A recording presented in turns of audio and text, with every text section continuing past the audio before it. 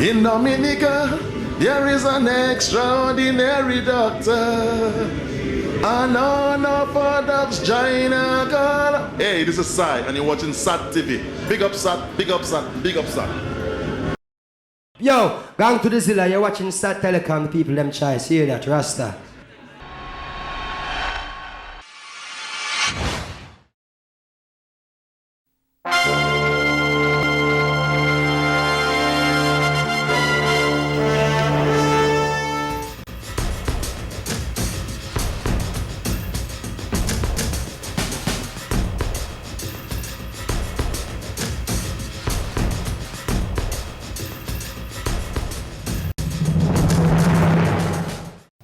Good evening, I am your presenter, Shanna Esprit. Welcome to SAT TV News. Among the major developments, PM Skerrit says agreement reached in salary negotiation for teachers and the police officers. Bahamas voters reject a gambling referendum. South Korea launches space rocket carrying satellite.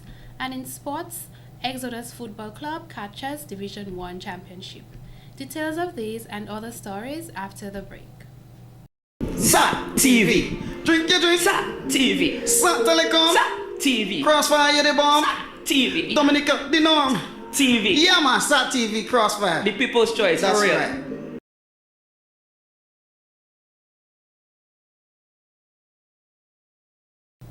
Welcome back. Governor of the Eastern Caribbean Central Bank, the Honorable Sir K. Dwight Venner, reported on the performance of the Eastern Caribbean Currency Union for 2012. The governor's presentation was focused on the theme Realism and Hope.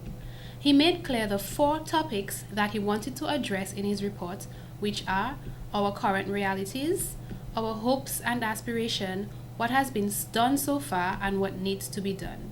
Sir Dwight Venner said that we have reached a tipping point which will require our sustained and collective efforts to get our economies on the path of development and growth. He stated that we must take advantage of the resources that are available in our countries in order to enhance our economy. He also said that we are being left behind in the competitive world and other countries are making significant adjustments to become even more competitive. Honorable Sir Dwight Venner said, in order to foster hope for the future generation, the ECCU has to be in an area of peace and tranquility, very low crime rates, social and political stability, clean environment, and undertaking day-to-day activities with ease. The services provided by the public and private sector should be of the highest order of which all citizens should be proud. He further mentioned increased opportunities should be made available to our citizens, be it politics, public administration, business, and/or culture and sports. He said, in conclusion, it is fair to say we have reached a turning point in the OECS and Currency Union. In order to keep up with the rest of the world, we must be prepared for significant adjustments in foreign policies, that the platform is there and has no doubt of our capability. However, we must commit to change. The Dominica Association of Teachers and the Police Welfare Association have finally concluded salary and wage negotiations with a 5.5% increase for the 2009 to 2012 triennium. Salary negotiations for the triennium began in December 2009 between the government and the DAT, PWA, and the Dominica Public Service Union. However, the DPSU and the government are still in negotiations. Prime Minister Honorable Roosevelt Skerrit, who made the announcement, stated he is very grateful to the PWA and the DAT for recognizing the need for closing negotiations so that they can move forward to deal with equally important things. But I am grateful for these 2 institutions, organizations, for recognizing and being cognizant of the present day realities. The fact is, in many parts of the world, governments and trade unions are signing agreements for there to be no salary increases, because the present is there's serious concerns about the present, and in the future people are uncertain about what the future holds, and therefore we have to be cognizant of these realities. Mrs. Skerrit says they made movements in what they could offer as they moved from 1% to 1.5% in a move to seal the negotiation.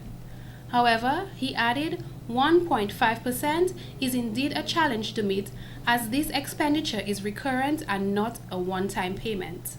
He stated they were not able to go beyond 1.5 as this government does not have the means to sustain the increase.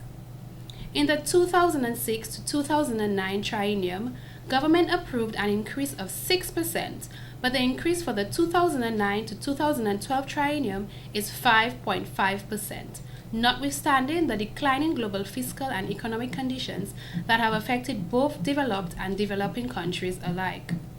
However, the chairman of the Police Welfare Association, Mr. Jefferson Drago, stated, though the negotiations did not go how they wanted, the general membership felt they should accept the 1% and 1.5% increase and other non-salary benefits. Effective July 2010, we get increases in the outstation allowance from 120 to 200, increase in immigration allowance from 350 to 375, prosecutors allowance around the island. All prosecutors get an allowance of $200, and the prosecutors attached to the DPP's office gets an allowance of $500, along with allocation of 20 lots for police officers in Union Estate, Hillsborough Garden, and Bellevue Chopin. The association also negotiated waiver of license fees for police authorized drivers. Some of the benefits which will form part of the collective bargaining agreement for the triennium 2009 to 2012 include increase in allowances and introduction of new allowances, grant of free concessions on purchase of vehicles to traveling officers, contribution to tertiary and education and health and wellness programs of the unions. They will also benefit from free medical attention for the teachers injured on the job at government institutions, locally and private institutions, locally and overseas, and access to low-interest mortgage loans. At the beginning, it was not mutual at all. We said that we proposed 7 and 8, and we were sticking to 7 and 8 at least. And the general membership at a general meeting set a bar. They said that the government should not, we should not accept anything lower than 3 and 4%. Right? But because the government came in and gave certain non-salary benefits, where certain officers will benefit, particularly officers from our district, who they work 24 hours a day, sometimes for 10 days, and they're away from the family, and it incur a lot of hardship on them. So they're not completely satisfied, but they're contented so far. Mr. Drago stated that they are currently discussing what they will be proposing for the next triennium. He added that he learned many things in negotiating for the 2009 to 2012 triennium, so the 2012 to 2015 triennium will be much favorable on the side of the police officers. He is appealing to all police officers to continue doing the hard work they are doing and take care of the police vehicles. He said he would also like to see an increase in police officers at the meeting of the PWE, so their voices can be heard and better decisions can be made on behalf of them. Many made an appearance at the St. Martin's Secondary School on Tuesday 29th, where a calypso concert and barbecue was held to raise funds for the renovation of 2 rooftops.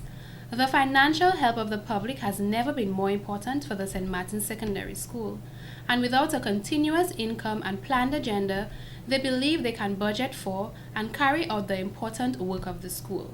Basically today we have in one of our fundraising activities, we have some roof damage around the place, around the school, and we're raising funds for that. Today we have a Calypso and Barbecue initiative, and quite a few of the very popular Calypsonians are coming in today to support this venture. They're doing it for free, and they're just willing to, help support us as a school. So we have people like Lady Star, who was a past student. We have the Web, Caressa, and even the Dice, they're coming in, Black Diamond. So we have some of the top class Calypsonians coming to help us out. Ms. Javier, teacher at the St. Martin Secondary School, says the aim is to raise $60,000 to renew the roofs of the food lab and the teacher's office. When it rains, water enters the food lab, and the teachers and students are forced to use buckets to collect the water. The roof of the office is the same as the food lab. She says, however, the teachers are the ones affected. In terms of the event, Ms. Javier noted it was a staff initiative, although the students were very involved. So the teachers came together and we were trying to brainstorm for some activities. And in keeping with the whole carnival and calypso season, one of the teachers decided, hey, why not have a calypso and barbecue combination so that we could get funds from the gates and also we could get some funds from selling the barbecue. What's your main expectations for this event? Well, of course, to raise the funds that we need or to raise at least a good bit of the money. But outside of that, we expect the children and the other people coming in to have fun. She added that a successful event does not necessarily have to raise huge amounts of money because all efforts are greatly appreciated. Ms. Gervais said, although fundraising seemed like hard work for the students, they keep it simple and accepted offers to help, which made it fun and extremely rewarding. The rooftops have been in a deplorable state for over a year. Therefore, the school is determined to raise funds until they have reached their aim. We will be trying to raise funds. Right now we have a few initiatives that are coming up. A lot of them are for the students. So we're encouraging their parents to at least give them the little $5 to do their dress down or to come to the movies. And next week, Friday, on the 8th that is, we have a belle marché. So we'd like, of course, the patrons to support the children by at least sponsoring them when they come out to ask. For those who were not able to make it to the event and want to make a special donation, persons can feel free to make their contribution at the school's office. With an intense Calypso final hosted on Saturday, January 26, the public are in controversy with the 9 Calypsonians that advanced to the finals. A Calypso show is therefore carded for February 16th to please the public. Organizer of the event, Mr. Sharu Jefferson Winston, says there are many Calypsonians who were fairly good and the public wanted to see them make it, including the 3 young ladies. Hence the reason for the name of the show, the People's Controversial Calypso Show. Mr. Winston said the quality of the songs and performances are incredible this year and many of those who did not make it will be given another opportunity to prove themselves. We're going to take the persons or the Calypsonians we think that the people wanted to see reach further. So for instance, like right now we have Chris B. We have this guy they call Logos. There are a whole set of others. So there's a latest controversy right now with election. So what we're going to do now, knowing the people, the Calypso lovers want to get involved, so we're going to give them a people's king. Now the term controversy comes because, as I tell you, it's a public debate. So the public is involved into the Calypso feeling, and then they decided that, okay, should the judges know what they're looking for? But we're giving people the opportunity to select their people's king or monarch or queen, you understand? In regards to the staging of the show, Mr. Winston says they are not trying and will not be competing with the original Calypso show. He stated that he wants the Dominica Calypso Association to endorse their initiative. He added that the plan is to have all the carnival event winners at the show and showcased as royalty in a particular section. We'll also have a carnival queen and other pageants that take place. So what we'll do with this royalty, I call it royalty, we'll have a staging area to showcase the royalty. So they will be sitting in a nice design, surrounding, looking like a royalty to view the show and whatever. And with the people's controversial Calypso king, we hope with the presence of the reigning Calypso monarch, which is the national, will be the national Dominica Calypso monarch. He and the carnival queen will give us the I call royalty to crown whoever wins the people's controversial crown.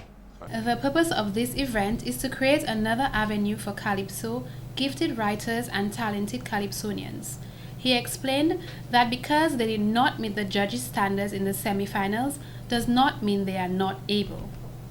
He says because of the funding presently, the winner will receive $5,000 and a top quality crown. However, the crown will remain with the organizers. It's going to be one of the top quality crowns. I'm trying to get a real good crown. Then there's going to be a trophy just for the winner, because the crown going to be the property of the association, the organization, all right? So because we want to get a top quality crown. So that top quality crown will go further to the next year. So we will always like see if it get really need to be changed, it will be changed. But we want to have a good crown. We're not going to go with them fast plastic stuff, and we want to showcase a nice crown, And then there's a cash price of $5,000. Basically, I hope you know it is, but we are looking at that. We hope the sponsors will come on board.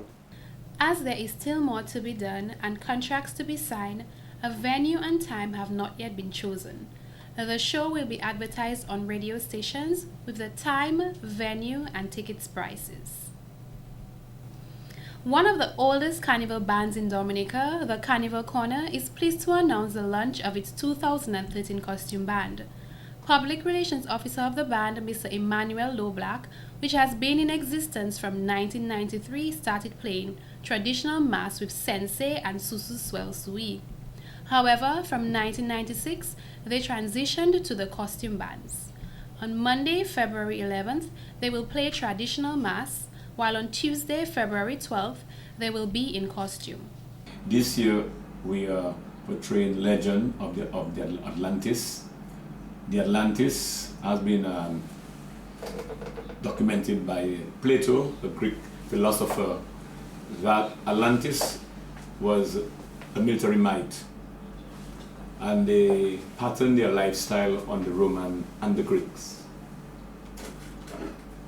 They believe in pomp, believe in an exotic lifestyle. They were, as far as they're concerned, they were known as the El Dorado of Europe. And we are going to try our utmost best to present band, very, very colorful and exciting band for 2013. There are 3 sections to the band: adults, sexy girls, and males. They will be under the command of the king and queen. Mr. Loblack pointed out that the economy is tough on everyone's pockets, so the price is only $300 per costume. With that, patrons will be purchasing a package which includes your costume for Carnival Monday and Tuesday morning and a t-shirt for the t-shirt segment of the afternoon on Tuesday.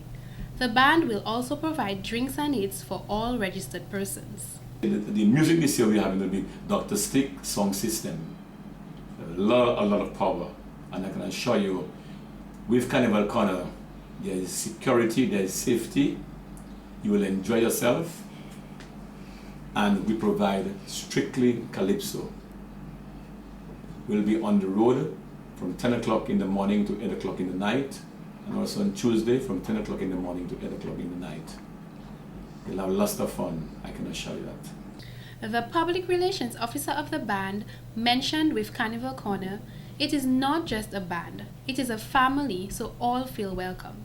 He said that in making funds circulate in the local economy, all their costumes are made locally, which is also a way for local designers to express themselves.